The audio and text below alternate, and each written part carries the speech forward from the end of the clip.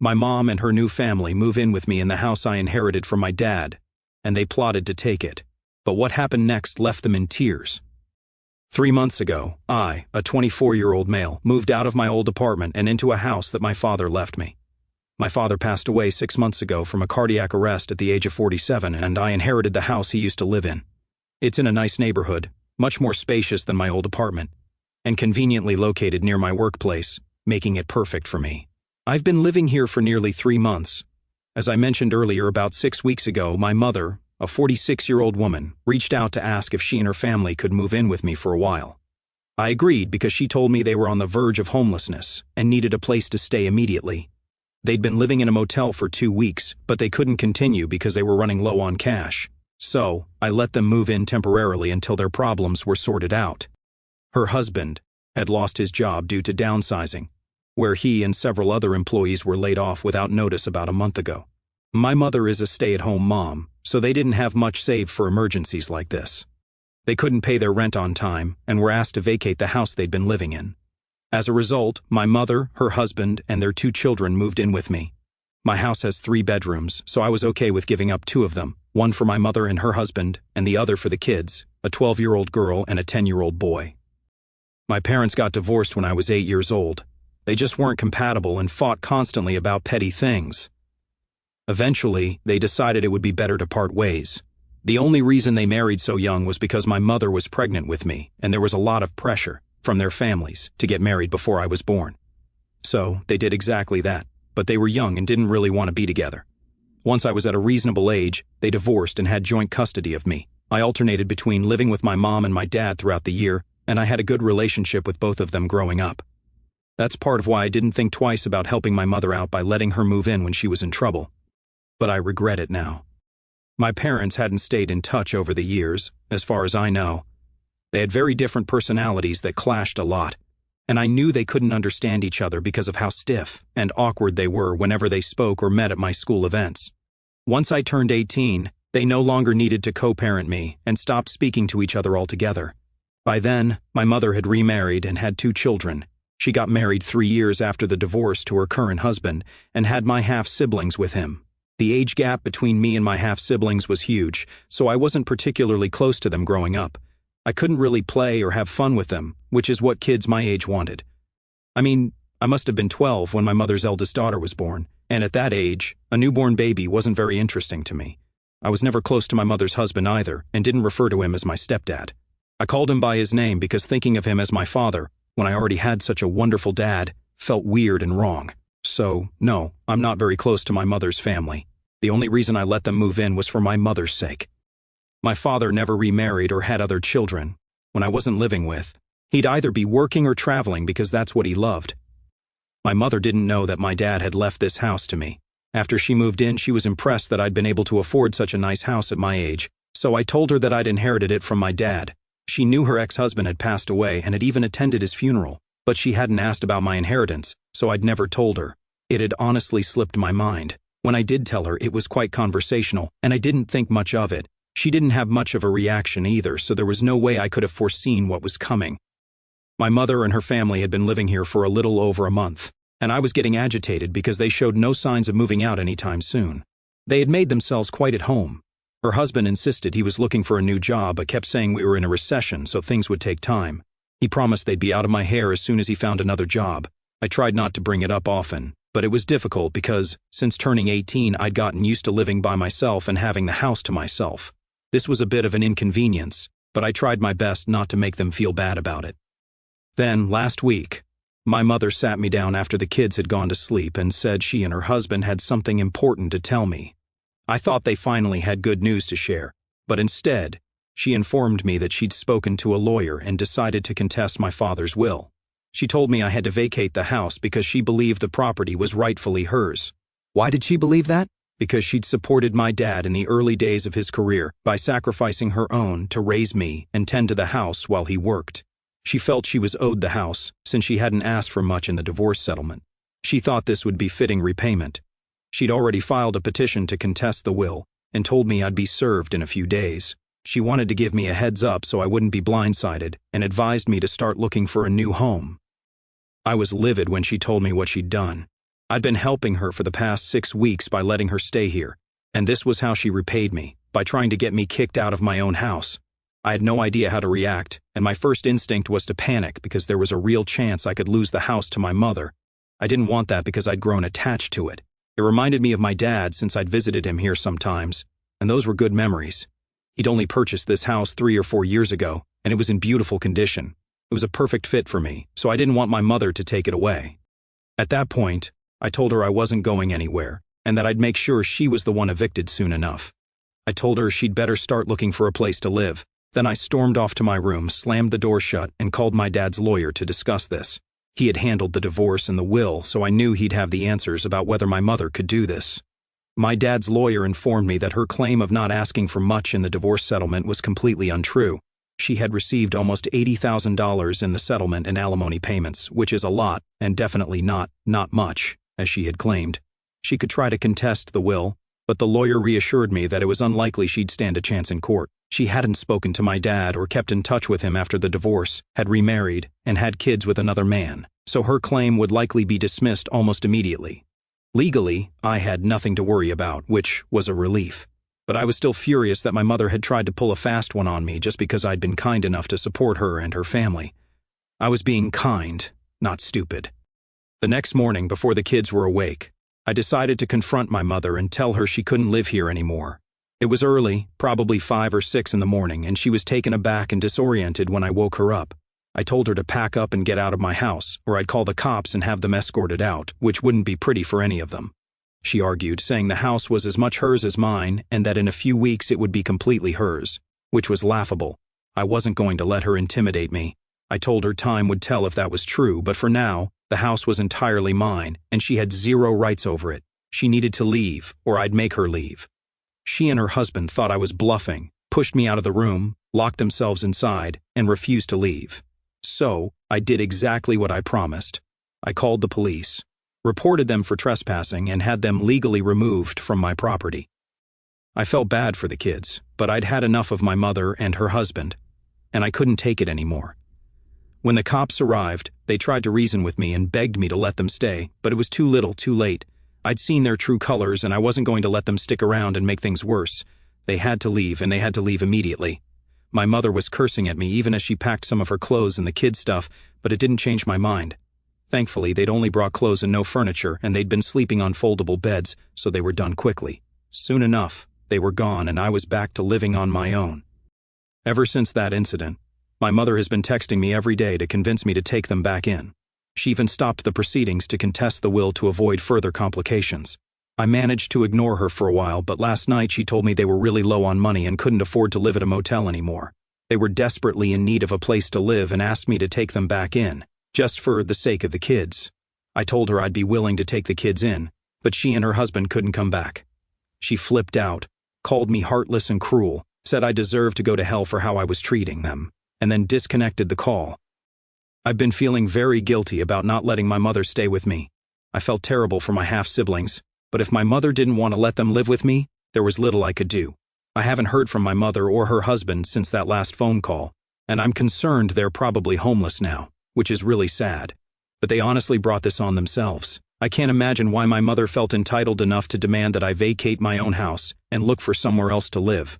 She never had anything nice to say about my dad after they separated and hardly spoke to him when he was alive. So, to say that she felt he owed her this house was an insane statement, and she even acted on it by contesting the will. Likely she assumed I'd just transfer ownership to her without questioning because she's my mother. I would have loved to help her out during a time when she needed it, just as she'd done for me throughout my childhood, but not at the cost of myself. The presence of my mother's family in my home, though initially an act of compassion, quickly became a source of frustration. Her husband, who had lost his job to corporate downsizing, seemed to settle into a troubling complacency after I allowed them to move in. He would assure me he was actively seeking employment, yet his days were spent lounging on the couch, a cigarette in hand, his attention glued to the television screen. It was as though he believed he could afford such leisure, as if time were not pressing against their precarious situation. I held my tongue, not wanting to stir conflict, but I repeatedly urged my mother to address his inertia. Their stay in my home was never meant to be permanent, and I hoped she could nudge him toward action. But she, too, adopted a passive stance.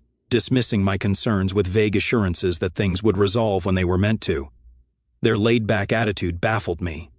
How could they remain so unhurried in the face of such dire circumstances? It was no wonder they had spiraled into this crisis, their lack of urgency a stark contrast to the gravity of their predicament.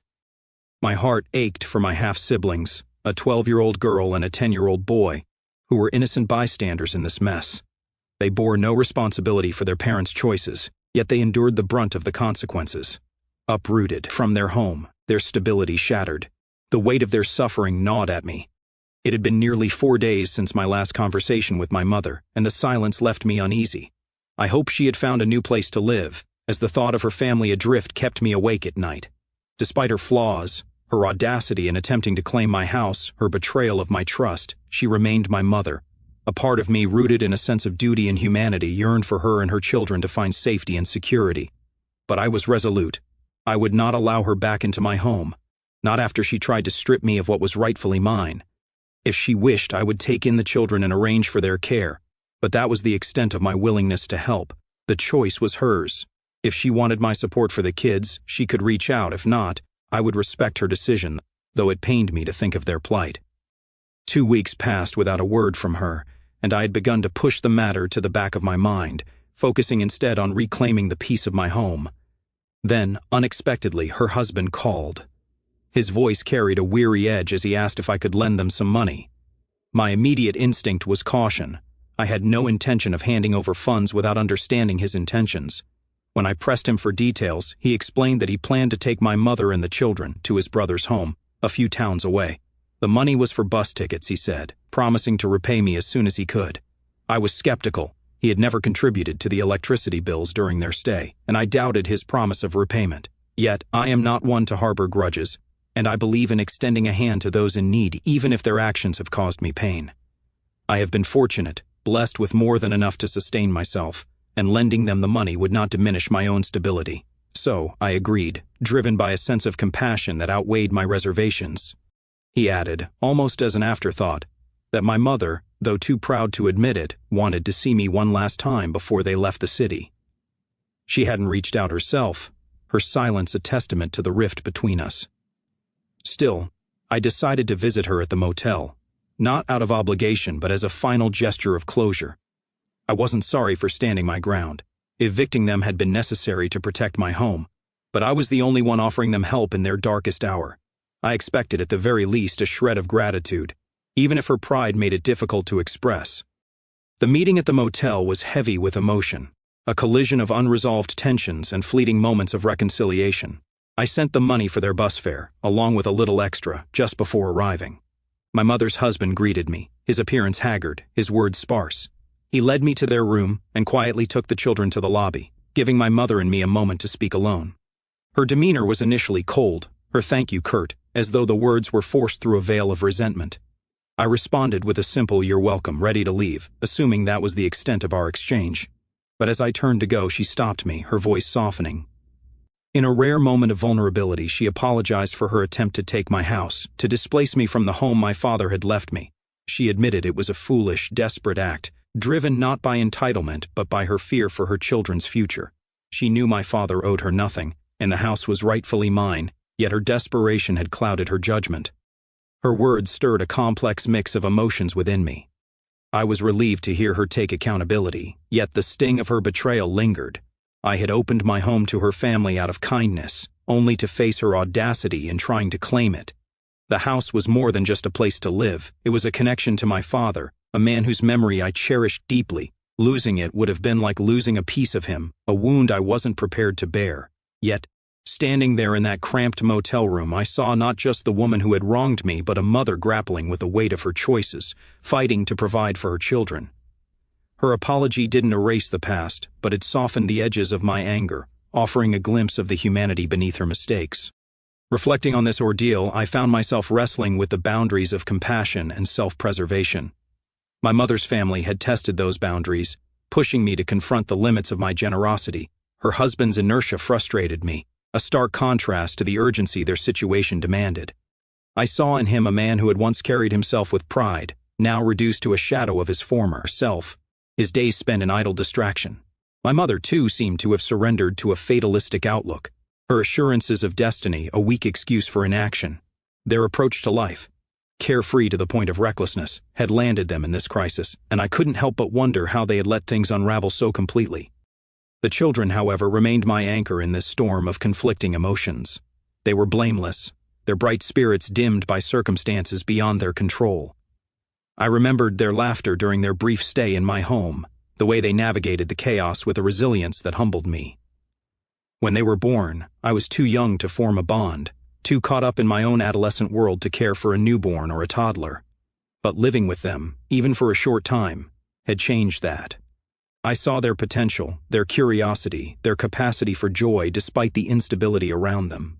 They deserved better than to be pawns in their parents' struggles, and that conviction drove my decision to help, even after everything. I thought about the broader implications of this experience. Family is a complex tapestry, woven with threads of love, duty, and, at times, betrayal. My mother's actions had frayed that tapestry, but I couldn't bring myself to cut it entirely. Her husband, flawed as he was, didn't deserve to be cast out into the abyss of homelessness, nor did the children deserve to suffer for their parents' mistakes.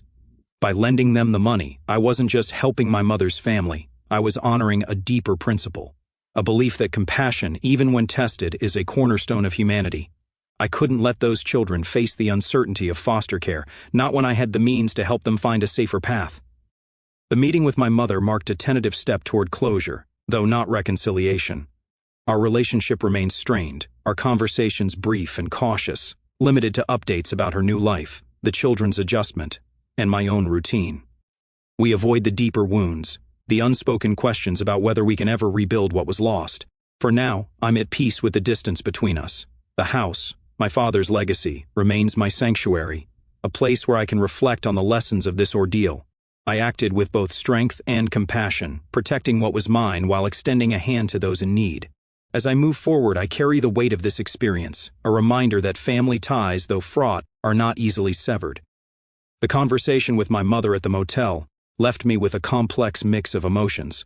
I was relieved to hear her acknowledge the gravity of her actions, admitting that her attempt to contest my father's will and claim my house was a grave misstep. Her apology carried a weight of sincerity, and I could sense her regret. I made it clear, however, that this financial assistance, lending her the money for their relocation, was a one-time gesture. I emphasized that she and her husband should not expect further support, as I could not allow this to become a recurring obligation. She nodded in agreement, her expression a blend of resignation and gratitude. She shared that within a day or two they planned to board a bus to her husband's brother's home, where they would start anew. Her husband's brother owned a poultry farm, a far cry from the kind of work her husband once aspired to. He had resisted the idea of joining the family business, perhaps clinging to a sense of pride or a hope for something more prestigious. But circumstances had left them with no other viable path forward. The children, my half-siblings, a 12-year-old girl and a 10-year-old boy, were struggling with the prospect of leaving their friends behind. I could empathize with their heartache. At their age, friendships are the cornerstone of one's world, and uprooting that stability is no small thing. Yet, as I reflected on it, I knew this was simply the harsh reality of life's unpredictability. My mother expressed deep gratitude for her brother-in-law's kindness in welcoming them into his home and offering her husband a role in the family business. For the first time in a while, she spoke with a glimmer of optimism, a hope that this move might offer her family a chance to rebuild. She handed me the address of their new home, inviting me to visit if I ever felt inclined, though she was careful not to press the issue. Given the recent turmoil, barely 3 weeks had passed since I had them removed from my home, the gesture felt tentative, almost fragile. The memory of that confrontation still lingered, making the passage of time feel distorted, as though months, not weeks, had elapsed. The weight of their struggles pressed heavily on my mind. My mother, nearing 50, was navigating a crisis that would test anyone's resilience. The instability of homelessness, the strain of financial hardship, and the responsibility of caring for 2 young children who were not yet teenagers made her situation profoundly challenging. Those children, bright and full of life, were caught in the crossfire of their parents' misfortunes, witnessing struggles no child should have to endure. I found myself grappling with the decision to lend them money, fully aware that some might view it as a sign of weakness or naivety, especially after my mother's betrayal.